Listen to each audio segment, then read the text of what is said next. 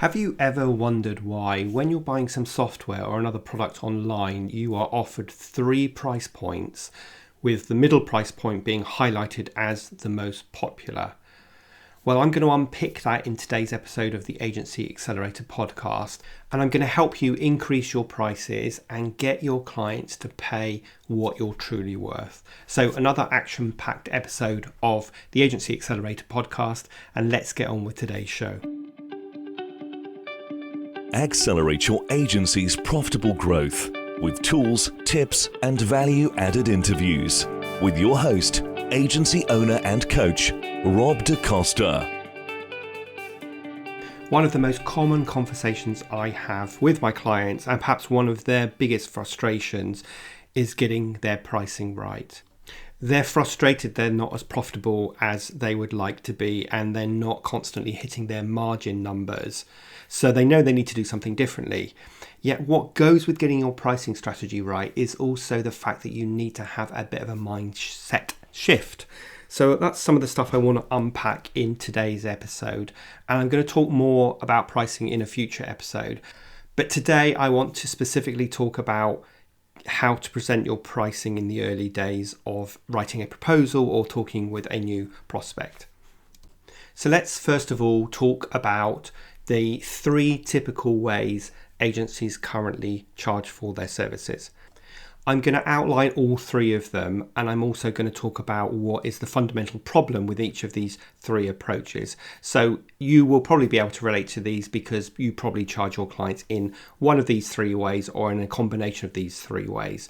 So the first way is the simplest, which is selling your time. So this is all about exchanging money for your time, which typically means you're charging your client a day rate or an hourly rate.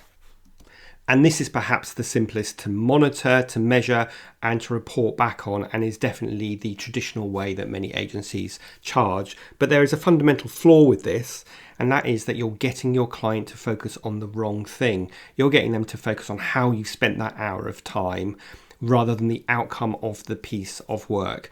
And I want to use 2 examples of this. So first of all, I always tell this story, so you've probably heard it before, but if you had really bad toothache and you were in agony all weekend and you managed to get an emergency appointment on Monday morning and you went to the dentist in agony, you sat in the dentist chair, in 15 minutes they've managed to get rid of your pain, and there's this massive sense of relief as that pain has disappeared. And if any of you have had really bad toothache, you'll know exactly what I mean. Anyway, you get out of the dentist chair, you're feeling much more chipper now, you walk up to reception and they say that will be £300 please. And you say, blimey, £300 is a lot of money for just 15 minutes work. So the dentist turns around to you and says, well, if I took 3 hours to get rid of your pain, i.e. I was charging you £100 an hour, would that make it more valuable to you? And you go, no, of course not, because you weren't buying the dentist's time. In fact, the shorter they spent the time, the better for you because it got rid of your pain. Now, that is a good analogy in so many ways. 1, because we can all relate to it. But 2, because we are also getting rid of our client's pain. So we need to identify what that pain is and charge accordingly. And I'm going to talk more about that because that leads us into a value pricing conversation in a future episode. But back to my dentist story, you are buying several things from your dentist. You're buying their expertise to figure out how to get rid of your pain quickly. That's like their strategy. You're buying their creativity to find a way of getting rid of your pain in the most pain-free way. And you're also buying the years of experience and training that's behind them in order to identify the pain and get rid of it quickly. And that's what you're paying for. You're not paying for your dentist's time. So the next time you're having that conversation with a client or you're thinking about time and pricing against that, just bear the dentist story in mind. Now, another example of that's perhaps a little bit closer to home for us is one of my clients who is a PR agency. They won a new piece of business, and one of the key goals that client said is that we want to be on radio, blah, blah, blah, whatever their local radio station was. They would deem that as a big success. Now, it just so happens that one of the people who was working on that account is an ex-journalist and used to work at that radio station, so of course knows people really well. So they were able to pick up the phone, call the radio station and set up the interview in a matter of 10 minutes. Now, if all they charged the client was 10 minutes of their time, they would be massively undervaluing the thing that they did for their client and the ability to secure that appointment so quickly. And most importantly, hitting one of the client's key goals for the PR campaign. So fortunately, they didn't price against time, but they priced against outcomes. And that meant they could charge a fair fee and they didn't feel like they were ripping off the client because they were able to do that thing so quickly. So that's all about the first way we can charge, which is selling time.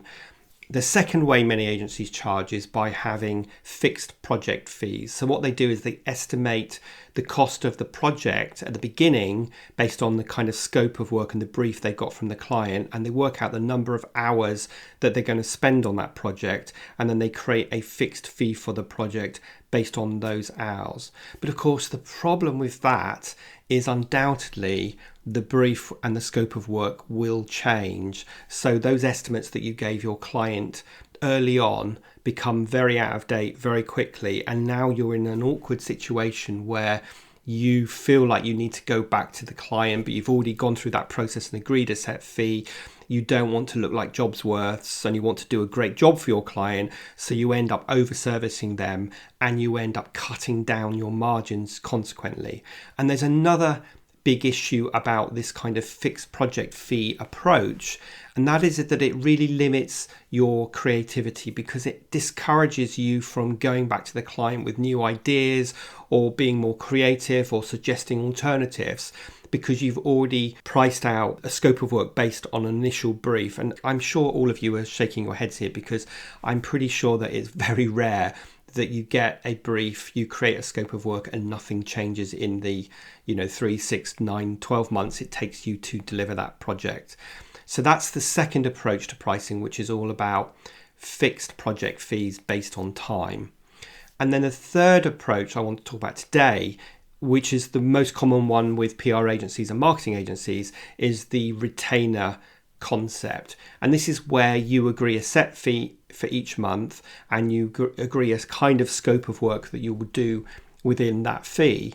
But again, similar to the sort of fixed project fee, the issue with this is that the client sees like they have unlimited access to you because you're on this retainer, and so they just throw everything at you. And if you don't have really strong client managers, then you will just be saying yes to that work and you will quickly end up cutting your margins because you really want to keep your client happy, because you're running this belief that if I don't say yes to the request, then they will dislike me and they will leave. And like I say, this is especially true when we have young and less experienced account managers working on accounts who think their sole job is to keep the client happy and do whatever the client asks. And so we quickly go into an over-servicing mode. So those are the three approaches, and there's nothing wrong with those approaches, but there is a better approach, which is value pricing and value selling. And I'm going to talk more about how to do that in a future episode. But today I just wanted to give kind of a foundation of outlining how most agencies price, and then talk to you a little bit about those early stages when you are writing your proposal and how you can get your client to pay the best fee and focus on the right things. So talking of focusing on the right things, I want to give you 3 pieces of advice when it comes to pricing a project for a new prospect. So the first thing is to make sure that you really understand what the ultimate goal is from the work that you're doing for your client, and you price against that outcome, not against the bits and bytes of things that you do. So we sell 4 things to our clients. 2 of them are things that you do and 2 of them are perceptions that the clients have. So inputs, these are the tasks that you do, the steps that you're going to take, the people that you're going to need. Then we have outputs, and outputs are the output of the inputs, if you like. So these are the deliverables. So it might be a press release, it might be a wireframe of a website, it might be an SEO campaign outline. But those are the outputs, and we tend to price against that. But that isn't really what the client's buying, because the third thing we sell is outcomes. And outcomes are the results of the inputs and outputs, so the results of the piece of work that you do. And that's where you want to start getting your price right. And then the fourth area is impact. And this is like the longer term consequence of the piece of work that you're doing. So 6 months down the line, how would you assess this? So when you are talking to your prospect, make sure that you are really focused on the outcomes and impacts, and you're asking questions about that. So what would success look like? How will you and your team measure the effectiveness of this piece of work? What would be the longer term impact that you would hope this piece of work has? If you can capture that in those early conversations, and then when you're writing your proposal, you can price against those outcomes, you're most likely to win that business. And two things will happen here. First of all, the client will feel like you really understand them and you really understand what they're trying to achieve. And second of all, you'll be able to charge a higher fee because we all want that outcome. And it's like if I'm going to the dentist again and the outcome is you're no longer in pain, and I say, well, actually £300 is a lot of money for that. So they say, okay, well, let's just cut a bit of the outcome out. So let's say we won't give you any anaesthetic, so we can get it down to £250. So you're going to be in a lot of pain while we're doing things, but you'll save yourself £50. And you'll go, no, I don't want that. I don't want to be in pain while I'm doing it. So that's all about pricing against the outcome rather than pricing against the time and the hourly rate. Because if the dentist said he charged or she charged £100 an hour, I could easily say, well, look, there's another dentist round the road that only charges £80 an hour. So if you can match them, then I'll work with you. I'll use your dentistry. And of course, what we're doing now is we're commoditizing our service. We're focusing on the wrong thing, which is time and hourly rates, rather than the outcome, which is getting rid of the pain. So that's my first bit of advice, which is understand the outcomes that your client is trying to achieve by engaging with you.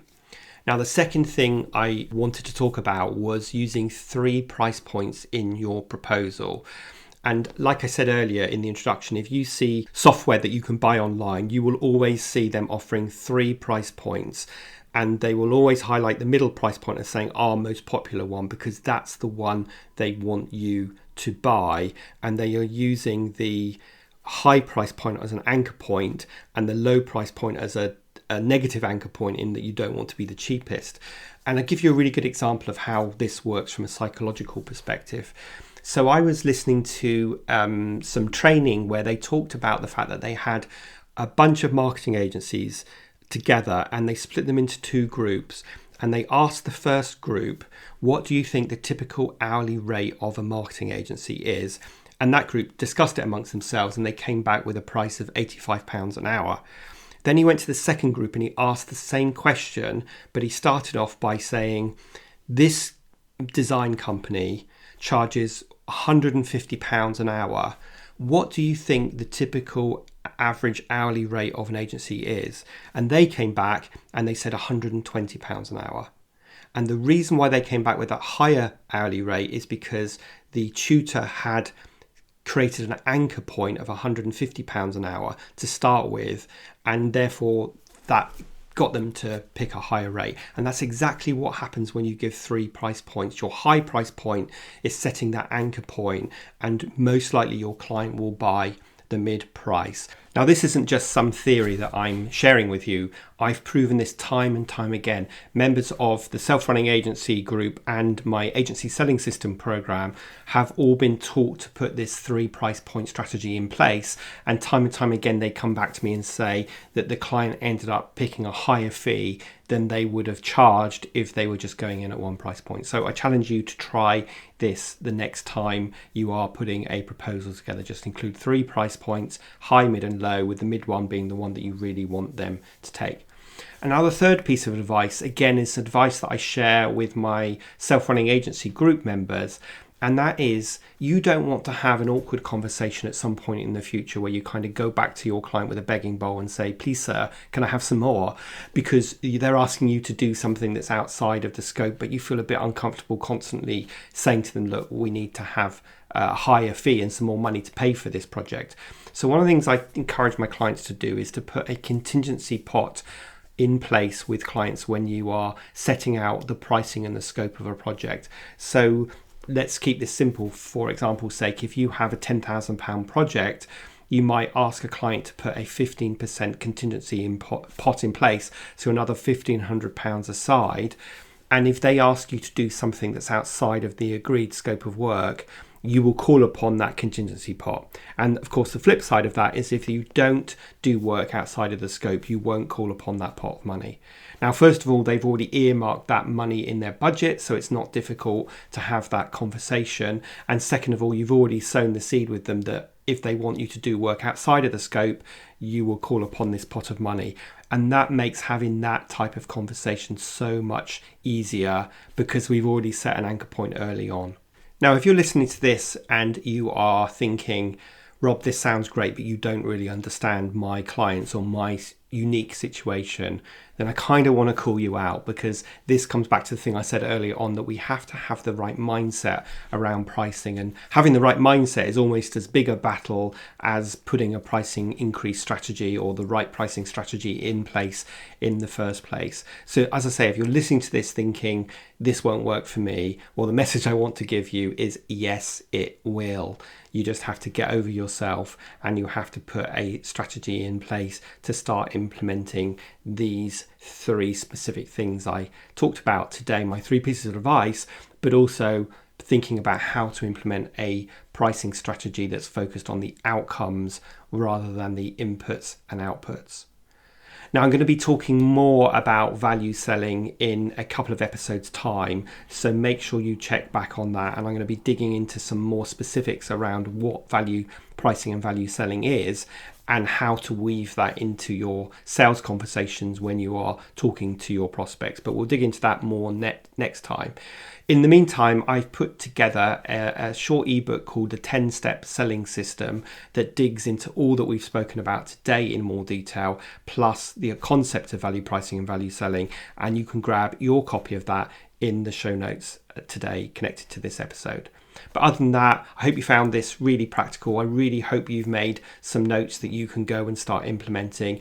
And if you found it useful, please hit that subscribe button. Please share it with your colleagues. And as ever, please consider leaving a review. But other than that, I will see you next Thursday for our next guest interview on the Agency Accelerator Podcast. And meantime, have a fantastic Thursday, Friday, and a brilliant weekend.